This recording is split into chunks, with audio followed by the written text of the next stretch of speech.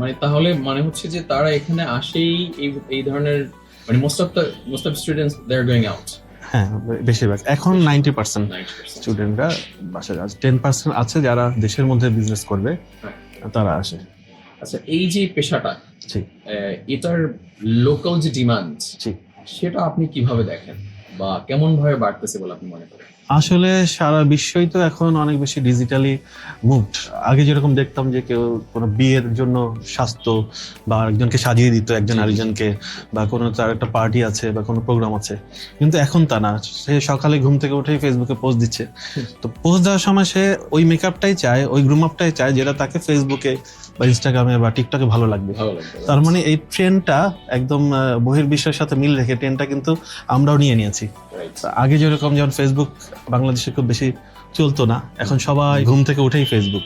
তো এই ট্রেন্ডটাকে কাজে লাগাচ্ছি, আমরাও কাজে লাগাচ্ছি। যারা ইউজার আছে বা যারা সাধারণ মানুষ আছেন, তারা যেহেতু এটাকে পছন্দ করছে যে আমার ছবিটা যেন ভালো আসে, আমাকে যেন একটু সুন্দর লাগে, তো আমরাও এই জন্য দেখা যাচ্ছে যে প্রায় 2016 সালে প্রথম একটা এটার সাথে তাল মিলিয়ে প্রথম একটা মেকআপ লঞ্চ করি। নাম দিয়েছিলাম হাই ডেফিনেশন মেকআপ।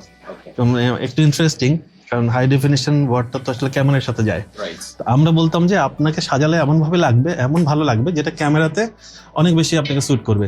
হ্যাঁ, তো অনেক আগে প্রায় 2000 ক্যামেরা ফ্রেন্ডলি মেকআপ, রাইট।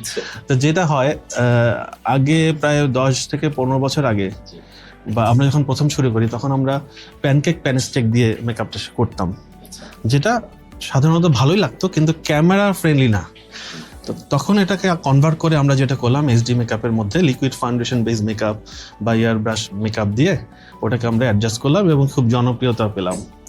কিন্তু এখন দেখা যাচ্ছে ট্রেন্ডটা আরেকটু ঘুরে গেছে, যে ইউটিউবের কারণে হোক বা ফেসবুকের কারণে হোক মানুষ অনেক বেশি সচেতন এবং খুব সহজে তারা শিখে ফেলছে, যেটা আগে স্কোপটা ছিল না। এখন মানুষ হেয়ার কাটের দিকে ছুটছে। আচ্ছা। এবং যারা দেশের বাইরে যায় তারা তো শিখছেই, আর দেশের মধ্যে যারা বিজনেস করতে চায়, এই ট্রেন্ডে থাকতে চায়, তারা শিখে যাচ্ছে। রাইট। এটা বুঝলাম আমরা যে আমাদের লোকালি এটা আসলে অনেক বেশি ডিমান্ডেবল।